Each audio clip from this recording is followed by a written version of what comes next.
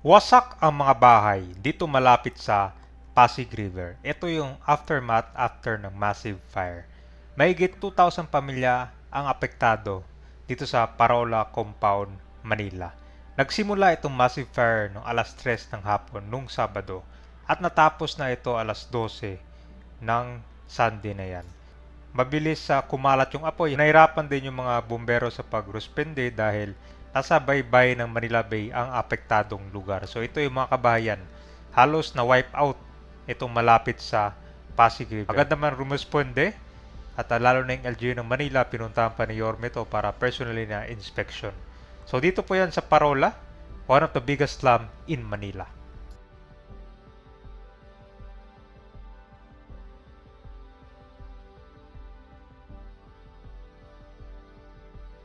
Nandito na tayo ngayon sa Parola, Manila. Ito ko update tayo ng mga bahay dito na nawasak to. Nagkaroon ng massive fire dito kahapon. At talaga ng mga traffic kayo dito sa kalsada. Marami mga trucks kayo. So dito kabayan, ang sabi nila gate 46 to 60 daw yung mga bahay na tinamahan dito nung sunog. So simula dito. So ito malapit sa Pasig River, no? Wait ako muna sa inyo yung sitwasyon ng labas ngayon, no? Karamihan ang naapektuhan dito kabayan doon sa loob to. Sa may pinaka Pasig River, no? So temporary muna yung mga nandito ngayon, nasa labas. Mas dikit-dikit mga bahay dito, guys. Okay.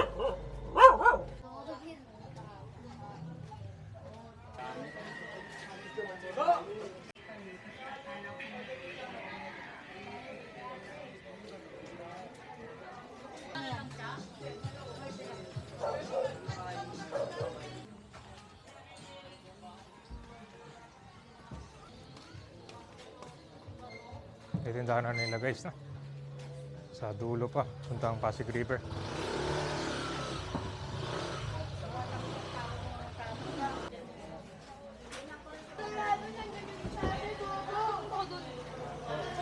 Ito, Jim. Ito na pala, guys. Ito yung kanilang basketball court dito.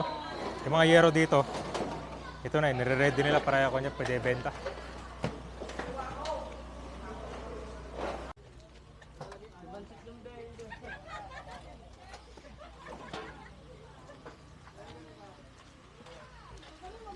Ito na, guys. Grabe. Oh. Grabe nga talaga sa Pasig River, oh.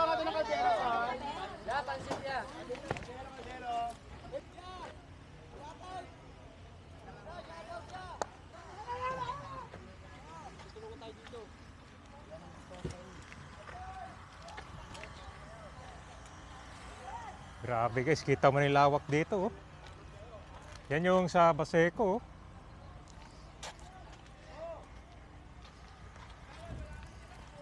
Grabe. Dahil pala talaga. Ito Pasig River na to.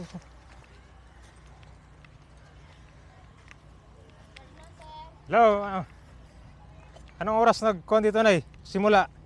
Hapon pa po. Hapon yung simula. Ano natapos yung ko naman? Apoy. Wala lang kasi nag-work po ako sa Nabutas. Wala kayo dito? Wala po, yung mga anak ko lang po ang Naiwan? opo. Anong naiwan na yun? May nakuha ang gamit naman. Wala po, ubos lahat. Ubus lahat. Wala na lang yung tira. Lapit sa Pasig River pala. No? Ito kabila, yung kapitbahay nyo lang, Baseco. Ito, malaki ito, malaki yan. Saan nagsimula kuya? Dito? Stager. Dito, tapos kumalat doon. Makalat na yan. Gate, ano to? 46? 46 ba to? Opo. Hanggang 60? Oo. 46 ng dami, 54? 54. Barangay Parola. Walang dawad ako. Nakagawad. Ha? Parang putol, no? Hindi siya sabay-sabay. Lahat to. Hindi naman tong tuloy-tuloy. Yung barangay, tutulungan ng tao. Tsaka nasa tubig naman eh. Iba pwede kung bumomba ng tubig dyan. No? Eh, may helicopter din dito kabayan eh. Kasi, Ayun. kaya pasok kayo ng bero natin. Hirap. Anong balita sir? Anong gagawin nyo dito? I-clear mo na to o tatayan ulit ng bahay? Ito tayo ay Tatayan ulit. Walang gagawin pa bahay bago. isipan pa nga namin ng City Hall. Pag-isipan pa. Kasi ganun yan eh. Pag may sunog, tatayuan ng pabahay na yan eh. Di ba? Mm.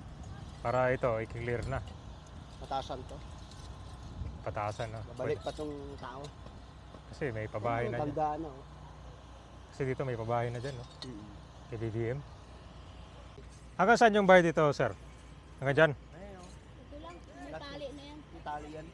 Mababaw lang tong river ngayon dito. Pag ano, high tide. Ito, high tide ngayon. Hindi pa po yun na yan high tide. Pag Abot dyan dito. Kasi naman. Kapitbahay nyo na pala yung kon dito, ah. Abot dyan. Yung Baseco, oh. Oh.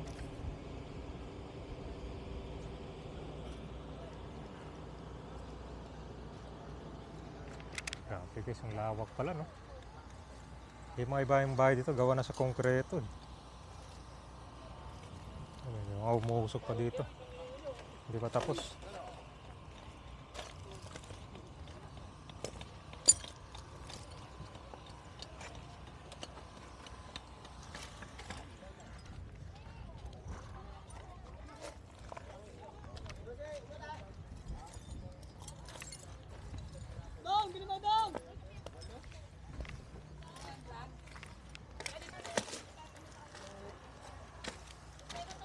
So sir, sino konyan?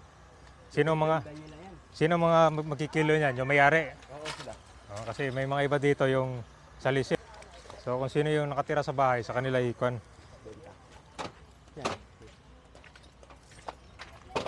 Napasok na namin dati to sir. May mga bahay Mo pa. ba to, sir? Oh, naikot na namin dati to yung kan. Pino-walking tour namin to eh. Pero ngayon itong clear talaga. Wala nang kuryente. May... Mm. Ngayon walang tubig. Walang, kasi nga, hirap dito tao dito. Hirap, niikot ko na to. Ano ko, usapin kita. Wala, mahirap. Bigla magbubog. Ito. Uy.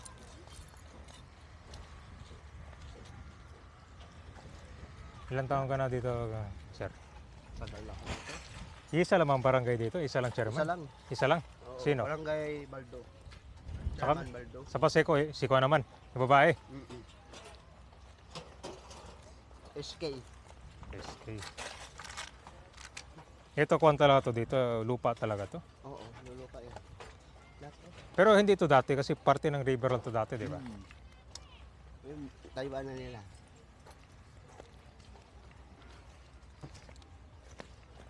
Medyo mas marami palang kalsada dito. Libo to. Kumpara mo sa kabila, wala ka naman daanan doon, no? Mm. Yan, Harang na. ito bahay. Bahay to sir. Hmm. Saan mo na mag-evacuate yung mga nakatira dito? Saan mo na sila ngayon? Loplex.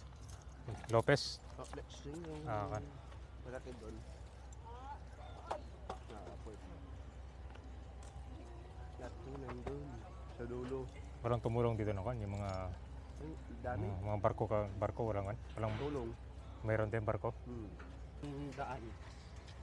Nakita mo si Yorme kanina? Ha? Nakita mo si Yorme kanina? Oo. Yan siya. Dito. Bakal ba to? Bakal yan. Bentay na. Hero talaga yung mabilis dito, no? Sadyo na ano eh.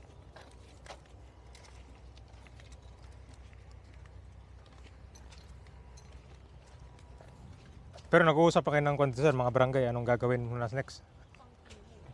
Sila ng balad. May meeting mamaya. Meeting pa kung anong gagawin na sa mga nakatira. Malamang tatayo lang to ulit kasi sa kabila, nasunugan, tinayuan lang ulit na. Bisa lang yan. Pero ko Hindi naman babayaan. minsan may binibigay na kanyan pang simula ulit na. Kahoy. Ah, Anton. Bo, meron pa. Lolonda kami, Ton. Kung may gagawin dito sir, dapat hindi na magtatayo ng bahay. Kaso magtatayo pa daw ulit eh. Hindi natin alam. Kasi kung sinabi yan na no build zone, ibig sabihin may Hindi, gagawin. nung araw, ganun din ang ginawa dito, no, Belgium na. Kaso lang, ang mga residente rito makulit. May mga gwardiya na nga to dati. May ba dyan? Oo, malakabakod na itong magbabwire. Siyempre kami, Nasunog na to dati o demolish? nasunog din dati. Kailan yung huling sunog dito sir? 2014, pinakamalaki. Tagal pala. Tagal na pala. Nadami ulit yan kasi 10 years ago na pala, no? Hindi, ito naman, yung project kasi, binigyan kami ng 2 to 3 years dito. Miniting na kami DPW sa NHA. Yung relocation, di pa pa yung mga tao dito. Kasi nga, malayo. Anong project ito? Tulay pa rin. Tulay. Ito, anong gate to dito number? Ano mga puno to, sir? Mga kanyan? Niyog? Oo. Sunog din mo lang. Okay na. Ito bahay talaga. Pag high tide, hanggang saan yung tubig? Maliit pa yan. Maliit pa? Rin. Sabi sabihin, lubog yung mga bahay dyan kapag high tide, no? Oo, pass out. Ito ba yung Pasig River na to? Dugtong na papuntang Manila Bay. Mga ilang pamilya, sir? Estimate mo yung mga apektuhan dito. Marami. Marami to. 100 to. Yung evacuation mula nila, nandun sa... Saan sila ngayon evacuation? Sa complex? Oo. Delpang Complex? Doon 2,000 families mahigit ang na-displaced nitong massive fire kung saan na-swept dito sa residential community at Parola Compound noong weekend. So agad pinunta ni Yorme to, kinabukasan kahapon tong sunog eh. Nitas ng Manila LGU, yung Social Welfare Department, para ma-register yung mga affected individuals. Yan yung proseso nito, no? Yan. So dito yan malapit sa Pasig River, ito yung karamihan na apektado. Halos mga extension lang itong mga bahay dati. Originally, wala to. Mapapansin mo naman yung mga original na mga bahay dito. Dito lang malapit sa kalsada. MICTS Access Road. Ito mga extension na yan. So, dalawang beses na nasunugan ayon sa mga residente. Pero after ilang taon, nung nasunog to, tinayuan siya ulit. Makikita mo naman tong pabahay ngayon ng gobyerno. Yan, no? So, pero kung makikita mo, parang kulang. Kasi ito, ilang mga residente yan nandito na nakatira. Sa itaas tsaka baba yan. Ito pa yung mga karamihan mabigyan ng relocation.